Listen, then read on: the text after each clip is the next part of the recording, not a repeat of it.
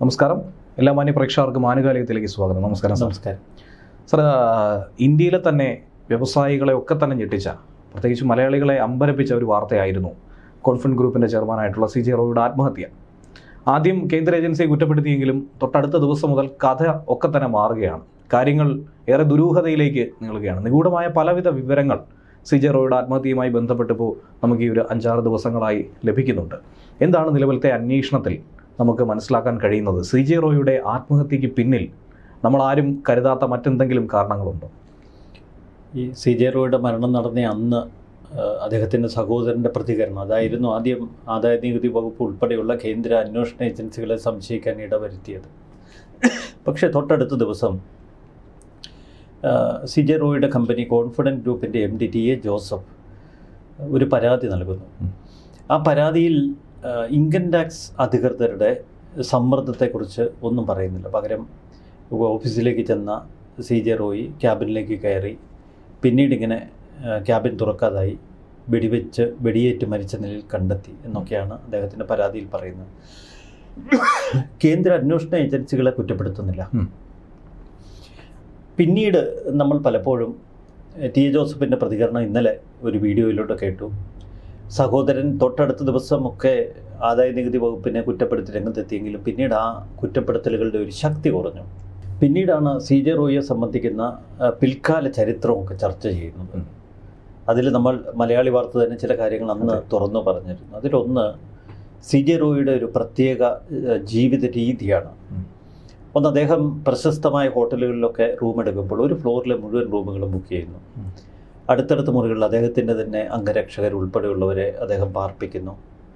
ഈ ഫ്ലോറിലേക്കുള്ള ഒരു ലിഫ്റ്റ് പൂർണ്ണമായി തനിക്ക് വേണ്ടി മാറ്റിവെക്കണം എന്ന് ഹോട്ടൽ അധികൃതരോട് ശഠിക്കുന്നു. ഇത് ITC ഗാർഡേനിയ പോലെയുള്ള ഹോട്ടലുകളിൽ അദ്ദേഹം പുലർത്തുന്ന ഒരു ശൈലിയാണ്. ഇപ്പോൾ തമ്പി ആൻ്റണി ഉൾപ്പെടെയുള്ളവർ ഇക്കാര്യം ശരിവയ്ക്കുന്നു. നമ്മളിന്നൊരു തമ്പി ആൻ്റണിയുടെ ഒരു കുറിപ്പ് വായിച്ചു. മറ്റ് ചില മാധ്യമ റിപ്പോർട്ടുകളിലും ഇക്കാര്യം എടുത്തു പറഞ്ഞിരുന്നു. ഇവിടെയാണ് അടിസ്ഥാനപരമായ ഒരു ചോദ്യം ഉയർന്നു വരുന്നത്. ഈ CJ റോയിക്കൊപ്പം എപ്പോഴും അദ്ദേഹം ബംഗളൂരു നഗരത്തിലൊക്കെ യാത്ര ചെയ്യുമ്പോൾ ഒരു 10-15 അംഗരക്ഷകരുണ്ട്, ഈ ബൗൺസേഴ്സ്. നമ്മൾ ധാരാളം റീൽസ് CJ റോയിയുടെ കണ്ടിട്ടുണ്ട്. ഈ കൊച്ചിയിലൊക്കെ അദ്ദേഹം ഹെലികോപ്റ്ററിലൊക്കെ വന്നിറങ്ങുന്ന കാഴ്ച. അപ്പോൾ അദ്ദേഹത്തിൻ്റെ സംരക്ഷണത്തിനായി വലിയ തലത്തിൽ നമ്മുടെ SPG ഒക്കെ വളയുന്നത് പോലെ ഈ ബോഡി ഗാർഡുകൾ വളയുന്ന ഒരു രംഗം. പിന്നീട് അദ്ദേഹത്തെ സുരക്ഷിതനാക്കി കൊണ്ടുപോകുന്നു. ഇത് 2 കാര്യങ്ങളാണ് നമുക്ക് പറഞ്ഞു തരുന്നത്. ഒന്ന്, CJ റോയി തൻ്റെ ജീവിതത്തെ അത്രയേറെ സ്നേഹിച്ചിരുന്നു. താൻ കൊല്ലപ്പെടുമോ എന്നൊരു ഭയം അദ്ദേഹത്തെ വേട്ടയാടിയിരുന്നതുകൊണ്ട് എപ്പോഴും സുരക്ഷിതനായി നിൽക്കാൻ ആഗ്രഹിച്ചു. മറ്റൊന്ന്, CJ റോയി എന്തൊരു ഭയം എപ്പോഴും വേട്ടയാടിക്കൊണ്ടിരുന്നു. എല്ലാറ്റിനും ഒടുവിൽ നമ്മൾ കേൾക്കുന്നത് CJ റോയി ഏറ്റവും മരണപ്പെടുന്നതിൻ്റെ തൊട്ട് തലേന്ന് വിഷാദ രോഗത്തിന് ചികിത്സ തേടിയിരുന്നു. നേരത്തെ ഒരു 4 മാസമായി വിഷാദ രോഗത്തിന് ചികിത്സ തേടിയിരുന്ന വ്യക്തിയാണ് CJ റോയി എന്ന് ബന്ധുക്കൾ പറയുന്നു, വീട്ടുകാർ സാക്ഷ്യപ്പെടുത്തുന്നു. CJ റോയിയുടെ ഒരു പശ്ചാത്തലം പരിശോധിക്കുമ്പോൾ അദ്ദേഹം ആത്മഹത്യയിൽ തൻ്റെ ജീവിതം വലിച്ചെറിയാനുള്ള ഒരു സാധ്യതയുമില്ല. കാരണം അദ്ദേഹത്തിൻ്റെ ഒരു പശ്ചാത്തലം അങ്ങനെയാണ്. ആദ്യകാലം മുതലുള്ള അദ്ദേഹത്തിൻ്റെ ബിസിനസ്സിലെ പ്രവർത്തന രീതി മനസ്സിലാക്കുമ്പോൾ മരണം തിരഞ്ഞെടുക്കാനുള്ള സാധ്യത വളരെ കുറവ്. കാരണം പടവെട്ടി കയറി വന്നതാണ്. ആ പടവെട്ടിൻ്റെ ശൈലിയും ആ പടവെട്ടിൻ്റെ രീതിയും ഒക്കെ നമുക്ക് പരിശോധിക്കാം. പക്ഷേ ഒരു പടവെട്ടി കച്ചവടം പിടിച്ചുറപ്പിച്ച് ഒരു ബിസിനസ് ലോകത്ത് ഇരിപ്പുറപ്പിച്ച ആളാണ്. അതുതന്നെയാണ് നമ്മൾ 2005-2006 കാലഘട്ടത്തിൽ അവരുടെ വാർത്തകളിൽ വായിക്കുന്നത്. തമ്പി ആൻ്റണി അക്കാര്യം പറയുന്നുണ്ട്. മറ്റ് ചില കുറിപ്പുകൾ, ഒരു PR ഏജൻസിയുടെ ഒരു കുറിപ്പ് കണ്ടു. അത് ഒരുപക്ഷെ കോൺഫിഡൻറ്റിനെ സഹായിക്കാനുള്ളതാണെങ്കിൽ പോലും അതിലും ചില വെളിപ്പെടുത്തലുകളുണ്ട്. പോൾ ഫെർണാണ്ടസ് എന്ന് പറയുന്ന ബംഗളൂരുവിലെ ഒരു വലിയ ധനാഢ്യൻ, ആ പോൾ ഫെർണാണ്ടസിനൊപ്പം ചില ആളുകളെന്ന് കൂടി. അതിലൊന്ന് CJ റോയി, ഒന്ന് നമ്പൂതിരി, പിന്നീട് കേരളത്തിലെ ഇപ്പോൾ വലിയ തലയെടുപ്പുള്ളൊരു ബിൽഡർ, ഇങ്ങനെ ഒരു കുറേ അധികം ആളുകൾ ചേർന്ന് പ്രവർത്തിച്ചിരുന്നു. അപ്പോൾ ഈ പോൾ ഫെർണാണ്ടസിൽ നിന്നും ഈ റിയൽ എസ്റ്റേറ്റിൻ്റെ അടവ് നയങ്ങളൊക്കെ പഠിച്ചാണ്. നമുക്കറിയാം, നമ്പൂതിരിക്ക് നേരത്തെ കലക്ടറോണിലൊക്കെ ജോലി ചെയ്ത് എക്സ്പീരിയൻസ് ഉള്ള. അതെ, പിന്നെ നമ്പൂതിരിയെ സംബന്ധിച്ച് അദ്ദേഹത്തിൻ്റെ ഒരു ഫാമിലി ബാക്ക്ഗ്രൗണ്ടൊക്കെ നല്ലതാണ്. പക്ഷെ നമ്പൂതിരിക്ക് ഒരു ആർജവം കിട്ടിയത് പോൾ ഫെർണാണ്ടസിൽ നിന്നാണ്, ഈ റിയൽ എസ്റ്റേറ്റ് മേഖലയിൽ ഒരു സ്വയം സംരംഭകനായി മാറാൻ. നമ്പൂതിരി ഒരു സ്ഥാപനം തുടങ്ങുന്നു, ക്രിസ്റ്റൽ. അതിൽ റോയിയുടെ സാന്നിധ്യമില്ല. കാരണം കൃഷ്ണൻ നമ്പൂതിരി എന്ന പേരിലെ ക്രിസും ലത എന്ന പേര് തിരിച്ചിട്ട് ലത എന്നുള്ളത് അങ്ങനെ ക്രിസ്റ്റൽ. അവിടെ റോയ് വെറും ഒരു PR മാനേജറായിരുന്നു, പിന്നീട് പ്രോജക്റ്റ് മാനേജറാക്കി. പക്ഷേ നമ്പൂതിരി പിന്നെ ഇയാളെ തങ്ങളുടെ ഒരു ഡയറക്ടറാക്കുന്നു, ഒരു ബിസിനസ് ഡയറക്ടറാക്കുന്നു. എന്തുകൊണ്ടാണ്? 2 തലത്തിൽ അത് വിലയിരുത്തുന്നു. ഒന്ന്, ലതാ നമ്പൂതിരിയാണ് നമ്പൂതിരിയുടെ ഈ കമ്പനിയുടെ ഒരു അഡ്മിനിസ്ട്രേഷൻ, ഫിനാൻഷ്യൽ മാനേജ്മെൻ്റ് ഒക്കെ നോക്കിയിരുന്നത്. നമ്പൂതിരി മിക്കവാറും മാർക്കറ്റിംഗ് അത്തരം കാര്യങ്ങളിലേക്ക് ശ്രദ്ധിച്ചിരുന്നു. അവിടെയാണ് പ്രോജക്റ്റ് മാനേജരായി സ്ഥാനക്കയറ്റം കിട്ടിയ. ആദ്യം 5000 രൂപയ്ക്കും കണ്ടാണ് CJ റോയി നമ്പൂതിരിയുടെ കമ്പനിയിൽ ജോയിൻ ചെയ്തത്. ഇപ്പോൾ വാർത്തകൾ നമ്മൾ പരിശോധിക്കുമ്പോൾ അങ്ങനെയാണ് കാണുന്നത്. അപ്പോൾ 5000 രൂപ മാസ ശമ്പള നിരക്കിൽ CJ റോയി നമ്പൂതിരിയുടെ കമ്പനിയിൽ ജോലിക്ക് കയറുന്നു. പിന്നീട് നമ്പൂതിരി CJ റോയിയുടെ എഫിഷ്യൻസി കണ്ട് മനസ്സിലാക്കി ഒരു വർക്കിംഗ് ഡയറക്ടറാക്കുന്നു. ഇതോടെ നമ്പൂതിരിക്ക് രാശി തെളിഞ്ഞു. നമ്മൾ അതുകൂടി ഇവിടെ ചേർത്ത് വായിക്കണം. നമ്പൂതിരിയുടെ ബിസിനസ് സ്വപ്നങ്ങൾ 100, അതിൽ നിന്നും 500 കോടി, 1000 കോടിയിലേക്ക് പറവറക്കുന്ന കാഴ്ച. അവിടെ 100 കോടി വിറ്റുവരവിലെത്തുന്നു. തൊട്ടടുത്ത വർഷം 500 കോടി രൂപയുടെ വിറ്റുവരവ് നമ്പൂതിരി പ്രഖ്യാപിക്കുന്നു. അവിടെയാണ് സർജാപൂരിലും ഹോസ്കോട്ടിലുമുള്ള നിരവധി സ്ഥലങ്ങൾ കൊണ്ടുപോയി ഇവർ അഡ്വാൻസ് കൊടുക്കുന്നു.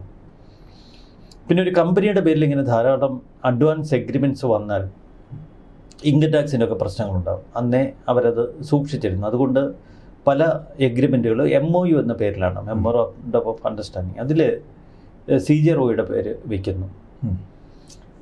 പിന്നീട് അവർക്കിടയിലുള്ള ഉണ്ടായ ആഭ്യന്തര പ്രശ്നങ്ങൾ, അത് വ്യക്തിപരമായതുകൊണ്ട് അതിലേക്ക് നമുക്ക് കടക്കണ്ട. നമ്പൂതിരിയും റോയും തമ്മിൽ തെറ്റുന്നു. അങ്ങനെ CJ റോയിക്ക് വലിയ സെൻഡ് ഓഫ് ഒക്കെ കൊടുത്താണ് നമ്പൂതിരി പറഞ്ഞു വിട്ടതെന്നാണ് ഇപ്പോൾ വാർത്തകൾ പരിശോധിക്കുമ്പോൾ നമുക്ക് മനസ്സിലാക്കുന്നത്. പക്ഷേ ആ സെൻഡ് ഓഫിനൊപ്പം പലതും കൊണ്ടുപോയി CJ റോയി. ആ കൊണ്ടുപോയ കൂട്ടത്തിൽ സർജാപൂരിലെ സ്ഥലങ്ങൾ, ഹോസ്കോട്ടിലെ സ്ഥലം, ഇതൊക്കെ MOU തലത്തിലാണ് എങ്കിൽ പോലും അതൊക്കെ CJ റോയിക്ക് വിട്ടുകൊടുക്കേണ്ടി വന്നു. നിയമപരമായി CJ റോയി അതൊക്കെ വിട്ടുകൊടുക്കേണ്ട ഒരു പരിതസ്ഥിതിയിൽ എത്തിച്ചിരിക്കുക. അത് അയാളുടെ കൂർമ്മ ബുദ്ധിയാണ്. പിന്നെ ക്രിസ്റ്റൽ ഗ്രൂപ്പിലെ കുറേ അധികം 37ഓളം ജോലിക്കാരെയും കൊണ്ടുപോയി. അങ്ങനെയാണ് CJ റോയി കോൺഫിഡൻറ്റ് ഗ്രൂപ്പ് തുടങ്ങുന്നത്. അപ്പോഴും നമുക്കൊരു കാര്യം ഉറപ്പിക്കാം, 2006-ൽ തൊട്ടടുത്ത വർഷങ്ങളിൽ വിമാനം വാങ്ങി എന്ന് പറയുന്ന CJ റോയി അത്ര വലിയ ഒരു കോൺഫിഡൻസ് മാത്രമായിരിക്കും, അതിലപ്പുറം വലിയ ആസ്തിയൊന്നും ഉണ്ടായിരുന്നില്ല. എന്നാൽ ക്രിസ്റ്റൽ ഗ്രൂപ്പിൽ നിന്ന് പടിയിറങ്ങുമ്പോൾ അദ്ദേഹത്തിന് ആസ്തിയുണ്ട്. ഇതിനെ നമുക്ക് ചതിവെന്നോ വഞ്ചനയെന്നോ എന്നൊന്നും വിളിക്കേണ്ട. പക്ഷെ അവിടെ നിന്ന് ഇയാൾ പടവെട്ടി കയറി വന്നതാണ്.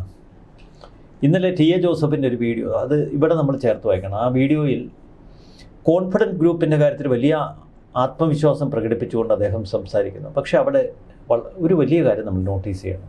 ഒന്ന്, അദ്ദേഹം കോൺഫിഡൻറ്റ് ഗ്രൂപ്പിൻ്റെ ബിസിനസ്സിനെ 2ആയി തിരിച്ചിരിക്കുന്നു. ഒന്ന് ബംഗളൂരു കേന്ദ്രീകരിച്ച് നടക്കുന്ന ബിസിനസ്, കേരളം കേന്ദ്രീകരിച്ച് നടക്കുന്ന, പ്രത്യേകിച്ച് കൊച്ചി കേന്ദ്രീകരിച്ച് നടക്കുന്ന ബിസിനസ്. ഇതിൽ ബംഗളൂരു കേന്ദ്രീകരിച്ച് നടക്കുന്ന ബിസിനസ്സിൽ എനിക്ക് യാതൊരുവിധ പങ്കാളിത്തവുമില്ല എന്നാണ് ഇന്നലെ TA ജോസഫ് പറഞ്ഞത്. അപ്പോൾ അവിടെ എന്ത് പ്രശ്നങ്ങളുണ്ടെങ്കിലും അത് കമ്പനിയുടെ ഒരു ടോട്ടാലിറ്റിയിൽ വരുന്ന ഉത്തരവാദിത്തമാണ്. തനിക്കതിൽ വ്യക്തിപരമായ ഇടപെടലുകളില്ല. കഴിഞ്ഞ 15 വർഷമായി കേരളത്തിലെ ബിസിനസ്സുകളും കരാറുകളും മാത്രമാണ് താൻ നോക്കി നടക്കുന്നത്. കേരളത്തിലാണ് ഫ്ലാറ്റ് കൺസ്ട്രക്ഷൻസ് നടക്കുന്നത്. ബംഗളൂരുവിൽ ഈ ലാൻഡ് ബാങ്കിങ് ആണ്. വലിയ വലിയ പ്രോജക്റ്റുകൾക്ക് സ്ഥലം കണ്ടെത്തി അതിൻ്റെ ഇൻഫ്രാസ്ട്രക്ചർ ഡെവലപ്പ് ചെയ്ത് ജോയിൻറ്റ് വെഞ്ചറായി കൊടുക്കുന്നു. അതാണ് അവർ ബംഗളൂരുവിൽ അവലംബിച്ചിരിക്കുന്ന ഒരു ബിസിനസ് മോഡൽ. അതിൻ്റെ ഉത്തരവാദിത്തങ്ങളൊന്നും TA ജോസഫ് ഈൽഡ് ചെയ്യുന്നില്ല. പകരം കേരളത്തിലെ പിന്നീട് TA ജോസഫ് കേരളത്തിലെ ചില യൂട്യൂബേഴ്സിനൊക്കെ മുൻചൂടും ചീത്ത പറയുന്നുണ്ട്, ഈ കള്ളക്കഥകൾ പ്രചരിപ്പിക്കുന്നു. പക്ഷേ അവിടെയും ദുബായിൽ എന്തായിരുന്നു CJ റോയി തുടങ്ങി വെച്ചതെന്ന് TA ജോസഫ് പരാമർശിക്കുന്നില്ല. അവിടെയൊക്കെ TA ജോസഫ് ഒരു അജ്ഞത നടിക്കുന്നു. ഇതേ TA ജോസഫാണ് ക്യാബിനുള്ളിലേക്ക് മരിക്കാനായി കടന്നു പോകുന്ന CJ റോയിക്കൊപ്പം ഉണ്ടായിരുന്നത്. അവിടെ അന്വേഷണ സംഘത്തിന് മൊഴി നൽകുമ്പോൾ 3 മണിയെന്ന് TA ജോസഫ് പറയുന്നു, സുരക്ഷാ ഉദ്യോഗസ്ഥർ പറയുന്നു 2 മണിയെന്ന്. ആ വൈരുദ്ധ്യങ്ങൾ അവിടെ നിൽക്കട്ടെ. എന്തായാലും TA ജോസഫിൻ്റെ പേര് ആ ഡയറി കുറിപ്പിലും ഉണ്ടായിരുന്നു. ഇനി കമ്പനിയുടെ ഭാവി കാര്യങ്ങളൊക്കെ നോക്കി നടത്തേണ്ട ഒരു വ്യക്തി എന്ന നിലയിൽ. ഇപ്പോൾ കേരളത്തിലെ ഓപ്പറേഷൻസിൻ്റെ ഒരു ചുമതല താൻ ഏറ്റെടുക്കുന്നു. ആരും ഒന്നും ഭയപ്പെടേണ്ടതില്ല. എന്ത് പ്രശ്നങ്ങളുണ്ടെങ്കിലും തന്നെ സമീപിക്കാൻ താൻ ഇനി കൊച്ചിയിലെ ഓഫീസിലുണ്ടാവും എന്ന് പ്രഖ്യാപിക്കുന്ന ഒരു കമ്പനി MD TA ജോസഫ്. കൊച്ചിയിലെ പ്രവർത്തനങ്ങളിൽ കുഴപ്പമില്ലാതിരിക്കട്ടെ. പക്ഷേ ഇവിടെ നമ്മൾ ഒരു കാര്യം മനസ്സിലാക്കണം, കൊച്ചിയിലെ തങ്ങളുടെ ബിസിനസ്സുമായി ബന്ധപ്പെട്ട് യാതൊരുവിധ കുഴപ്പവുമില്ല എന്ന് ടി എ ജോസഫ് പറയുമ്പോൾ നമ്മൾ കേൾക്കുന്നത് കൊച്ചിയിൽ നിന്നുള്ള ഇൻകം ടാക്സ് സംഘം ബംഗളൂരുവിലെത്തിയ കഥയാണ്. അതെ, അതിനൊരു പിന്നാമ്പുറ കഥ കൂടിയുണ്ട്. ഈ കൊച്ചിയിൽ കോൺഫിഡൻസ് ഗ്രൂപ്പിന് കുറച്ചധികം പ്രോജക്റ്റുകളുണ്ട്. സാധാരണ അവിടെയുള്ള ബിൽഡേഴ്സൊക്കെ ഒരു 6500-7000 രൂപ ലെവലിലാണ് സാധാരണ ഫ്ലാറ്റുകൾ, ഈ ബഡ്ജറ്റ് ഫ്ലാറ്റുകൾ വിറ്റുകൊണ്ടിരിക്കുന്നത്. പിന്നീട് മറൈൻ ഡ്രൈവിലെ പ്രീമിയം ഫ്ലാറ്റുകളുണ്ട്, അവിടെ 10,000 മുതൽ 12,000 രൂപ വരെ വിലയുണ്ട്. പക്ഷേ ഈ ബഡ്ജറ്റ് ഫ്ലാറ്റുകൾക്ക് 4,500 രൂപ ഓഫർ ചെയ്തുകൊണ്ടാണ് പലപ്പോഴും കോൺഫിഡൻസ് ഗ്രൂപ്പ് ഇവരുമായിട്ട് മത്സരം. സ്ക്വയർ ഫീറ്റിന്. അപ്പോൾ 1 കോടി രൂപ വിലയ്ക്ക് മറ്റ് ബിൽഡേഴ്സ് വിൽക്കുന്ന ഫ്ലാറ്റുകൾ ഇവർ 50 ലക്ഷം രൂപയ്ക്ക് വിൽക്കുന്നു. ഇതവർ പരസ്യം ചെയ്തിട്ടാണ് 45 ലക്ഷം മുതൽ നിങ്ങൾക്ക് ഫ്ലാറ്റുകൾ സ്വന്തമാക്കാം എന്ന് പറഞ്ഞ് പരസ്യം ചെയ്യുകയാണ് കോൺഫിഡൻസ് ഗ്രൂപ്പ്. ഒരു സ്ക്വയർ ഫീറ്റ് റേറ്റൊക്കെ ഈ പരസ്യത്തിൽ പറയുന്നു. അപ്പോൾ ഈ ബിൽഡർമാർ ഇതിൽ വലിയ സംശയം തുടക്കം മുതൽ പ്രകടിപ്പിച്ചു. CJ റോയി ഇങ്ങനെ വില കുറച്ച് ഫ്ലാറ്റുകൾ വിൽക്കുന്നത് നികുതി കൊടുക്കാതിരിക്കാനാണ്. 2, ഇതിന് പുറമെ അവർ കള്ളപ്പണം വാങ്ങുന്നുണ്ട്. ഈ കള്ളപ്പണം അനധികൃത മാർഗങ്ങളിലൂടെ ബംഗളൂരിലേക്ക് കൊണ്ടുപോകുന്നു, ഇപ്പോൾ ദുബായിലേക്ക് കൊണ്ടുപോകുന്നു.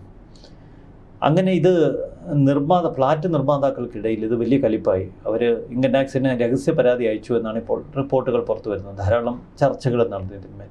അങ്ങനെ കൊച്ചിയിൽ ഇൻകം ടാക്സ് ഡിപ്പാർട്ട്മെൻറ്റ് ഒരു പ്രാഥമിക പരിശോധന വയ്ക്കുന്നു.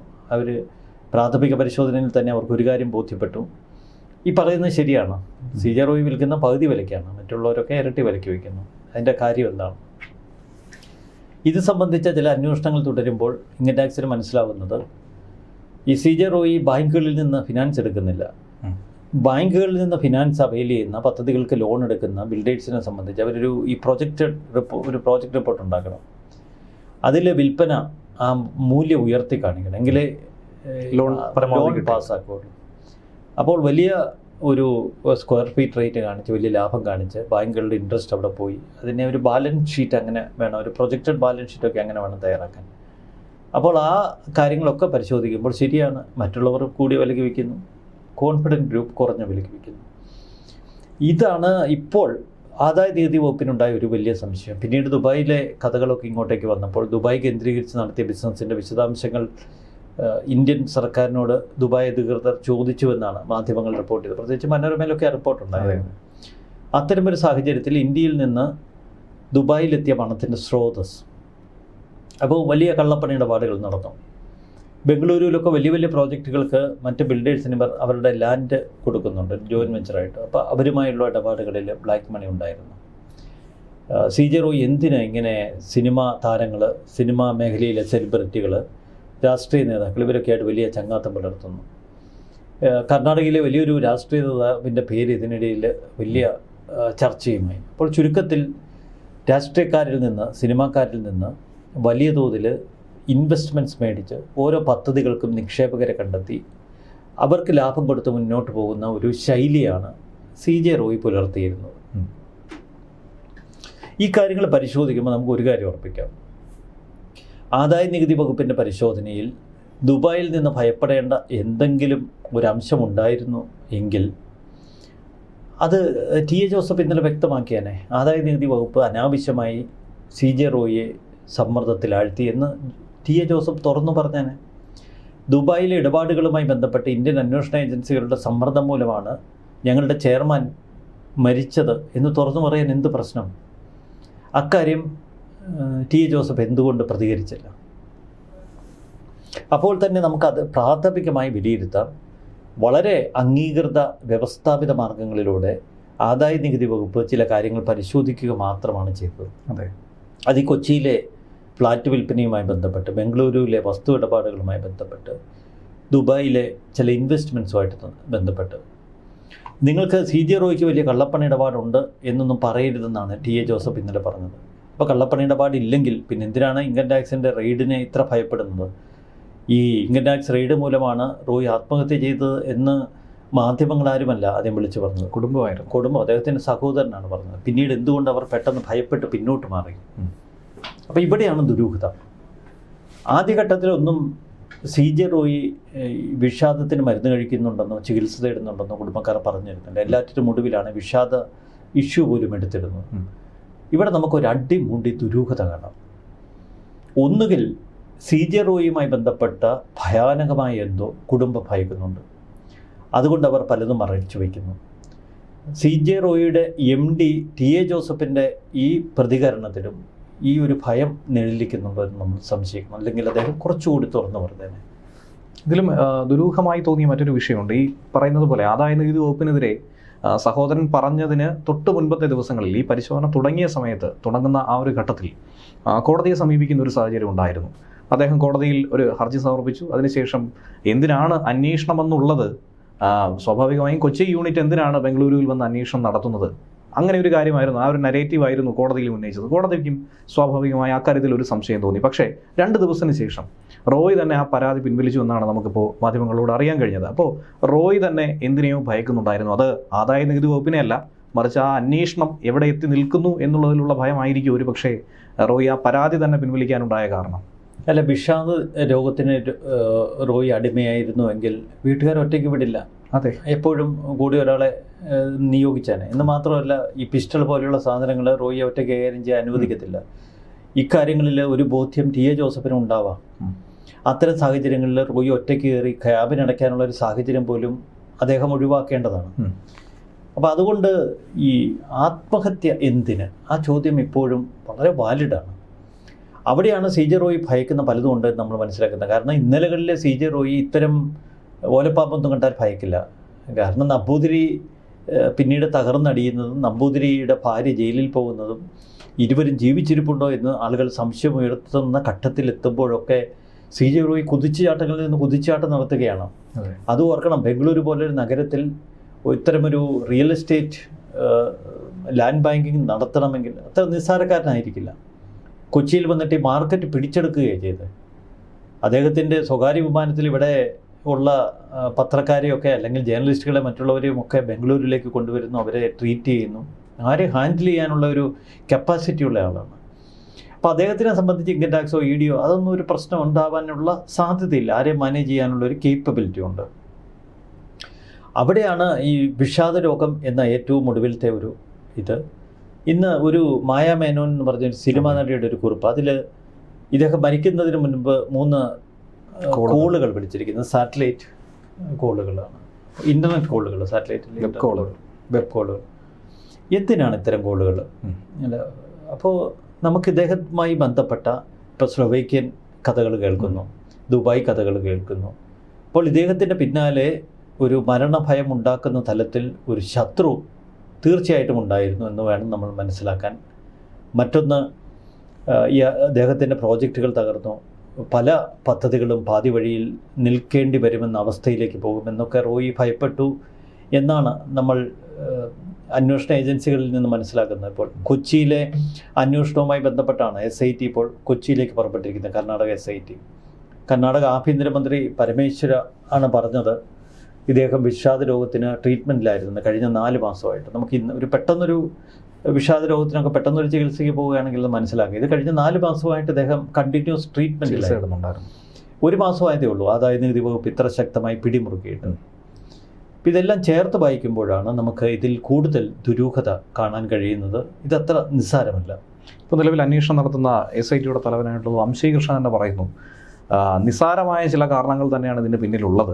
ഒരാഴ്ചയ്ക്കുള്ളിൽ തന്നെ ഇതിൻ്റെ കൃത്യമായ ഒരു ചിത്രത്തിലേക്ക് നമുക്ക് ഒരു പക്ഷേ എത്തിച്ചേരാനായി കഴിയുമെന്ന് പറയുന്നു. അദ്ദേഹം ഈ പറയുന്ന പോലെ നിസ്സാരമായ കാരണങ്ങൾ എന്ന് പറയുമ്പോൾ എന്തായിരുന്നാലും ആദായ നികുതി വകുപ്പിൻ്റെ ഒരു സൂചനയൊന്നും തന്നെ അവിടെ കൊടുക്കുന്നില്ല. ആഭ്യന്തരമന്ത്രിയും ഇതേ കാര്യം തന്നെയാണ് ചൂണ്ടിക്കാട്ടിയുള്ളത്. ആദായ നികുതി വകുപ്പിലേക്ക് പോകണ്ട, ഇത് മറ്റ് ചില കാരണങ്ങൾ എന്ന് കൂടിയാണ് പറയുന്നത്. അപ്പോൾ അങ്ങനെ കുടുംബമടക്കം ഭയപ്പെടുന്ന ഒരു കാരണം ഉണ്ടാകാനുള്ള സാധ്യതയുണ്ടോ? അദ്ദേഹത്തിൻ്റെ എന്തെങ്കിലും വ്യക്തിപരമായ പ്രശ്നങ്ങളുണ്ടോ എന്ന് നമുക്കറിയില്ല. ഇന്ന് തമ്പി ആന്റണി നൽകിയൊരു സൂചന, അത് CJ റോയിയുടെ ഒരു ശരീരഘടനയും ഭാഷയും ഒക്കെ ഇവാലുവേറ്റ് ചെയ്തിട്ടാണ്. അദ്ദേഹത്തെ എന്തോ ഒരു രോഗം ബാധിച്ചിരുന്നു എന്ന് അദ്ദേഹത്തിൻ്റെ നടപ്പും എടുപ്പും അദ്ദേഹത്തെയൊക്കെ കാണുമ്പോൾ തോന്നുന്നു എന്നാണ് തമ്പി പറഞ്ഞിരിക്കുന്നത്. അത് നമുക്കറിയില്ല, വീട്ടുകാരതേക്കുറിച്ച് പ്രതികരിച്ചിട്ടില്ല, അദ്ദേഹത്തിൻ്റെ സ്ഥാപനത്തിലെ ഉറ്റവരായ ആളുകൾ ഇതേക്കുറിച്ച് പ്രതികരിച്ചിട്ടില്ല. ഇനി അങ്ങനെ എന്തെങ്കിലും ഒരു വിഷാദത്തിലേക്ക് അദ്ദേഹം കടന്നിരുന്നോ, ഏതെങ്കിലും രോഗാവസ്ഥ അദ്ദേഹത്തെ അലട്ടിയിരുന്നു? ഒരു കാര്യം ഉറപ്പാണ്, ഇതൊരു സാധാരണ ആത്മഹത്യയല്ല. അവിടെ ഈ ശ്രദ്ധേയമായൊരു വിഷയം, അദ്ദേഹത്തിൻ്റെ മരണത്തിന് തൊട്ട് മുൻപ് ഒരു യൂട്യൂബ് ചാനലിലൊരു അഭിമുഖം കൊടുത്തിരുന്നു. ഏതാനും ആഴ്ചകളാകുന്നേ ഉള്ളൂ അത് കൊടുത്തിട്ട്, 1 മാസത്തിനകത്താകുന്നേ ഉള്ളൂ. ഈ അഭിമുഖത്തിൽ അദ്ദേഹം പറയുന്നുണ്ട്, എനിക്ക് മരണത്തെ ഭയമില്ല, ഈ നിമിഷം ഞാൻ യാത്ര ചെയ്തുകൊണ്ടിരിക്കുന്ന നിമിഷം ഈ പ്ലെയിൻ ക്രാഷ് ആവുകയാണ്. എന്നിരുന്നാൽ പൈലറ്റ് പറയുകയാണെങ്കിൽ പ്ലെയിൻ ക്രാഷ് ആകാൻ പോവുകയാണ് എന്ന് പറഞ്ഞാൽ ഡപ്പാങ്കൂത്ത് കളിക്കുക. അതെ, അതായത് എനിക്ക് ജീവിതത്തിൽ നേടാനുള്ളതെല്ലാം നേടിക്കഴിഞ്ഞു, അങ്ങനെ വിശ്വസിക്കുന്ന ഒരു മനുഷ്യനാണ്. ഒന്നിനെയും ഭയപ്പെടുന്നില്ല, ഒന്നിനെയും ഒരു വെല്ലുവിളികളെയും താൻ ഒരു തരത്തിലും അതിനു മുന്നിൽ കുത്തില്ല എന്ന് പറയുന്ന അങ്ങനെ ഒരു മനുഷ്യൻ ഇങ്ങനെ ഒരു ആത്മഹത്യയിലേക്ക് എത്തുന്നു. അതൊരു വിഷാദരോഗം മൂലമായിരിക്കുമെന്ന രീതിയിൽ ഒരു നരേറ്റീവ് കൊണ്ടുവരാൻ കൂടി ഒരു ഭാഗത്ത് ശ്രമം നടക്കുന്നുവെന്നൊരു ആക്ഷേപം സൈബർ അടുത്ത് പറയുന്നുണ്ട്. ഇതല്ലാതെ ഒരു വിഭാഗം ആൾക്കാർ പറയുന്നു നമ്പൂതിരി ശാപമായിരിക്കും ഒരു പക്ഷേ വേട്ടയാടിയിട്ടുള്ളതെന്ന്. അങ്ങനെയൊക്കെയുള്ള നമ്പൂതിരിയുമായി ബന്ധപ്പെട്ട് നമ്പൂതിരിയും ഭാര്യയൊക്കെ ഇപ്പോഴും ജീവിച്ചിരിപ്പുണ്ട്. അവർക്ക് പ്രതികരിക്കാം. അവരുടെ CJ റോയുടെ ദുബായിലെ ആഡംബര വില്ലയിലൊക്കെ നമ്പൂതിരിയും ഫാമിലിയും പിന്നീട് പോയിട്ടുണ്ടോ എന്നൊക്കെ ബ്ലോഗർമാർ പറയുന്നു. അതിലെ സത്യവും അസത്യവും ഒന്നും നമുക്കറിയില്ല. പക്ഷേ നമ്പൂതിരി പ്രതികരിക്കാത്തിടത്തോളം കാലം ആ വിഷയത്തിൽ ആത്യന്തികമായൊരു വിലയിരുത്തൽ നടത്തുക നമുക്ക് വയ്യ. പക്ഷേ CJ റോയി എവിടെയൊക്കെയോ ഭയപ്പെട്ടു, ആരൊക്കെയാലോ അദ്ദേഹം വേട്ടയാടപ്പെട്ടോ എന്നൊരു സംശയം. എല്ലാറ്റിനും ഒടുവിൽ വിഷാദ രോഗത്തിലേക്ക് അദ്ദേഹം കടന്നു എങ്കിൽ അതിന് തക്കതായ നമ്മൾ കരുതുന്നതിലും അപ്പുറം വലിയ കാരണങ്ങളുണ്ടാവും. ഇപ്പോൾ വരും ദിവസങ്ങളിൽ അത് കർണാടക ICT പുറത്തു കൊണ്ടുവരുമെന്ന് തന്നെയാണ് കരുതുന്നത്. തീർച്ചയായിട്ടും. അപ്പോൾ കാത്തിരുന്ന് തന്നെ കാണാം. നന്ദി, നമസ്കാരം.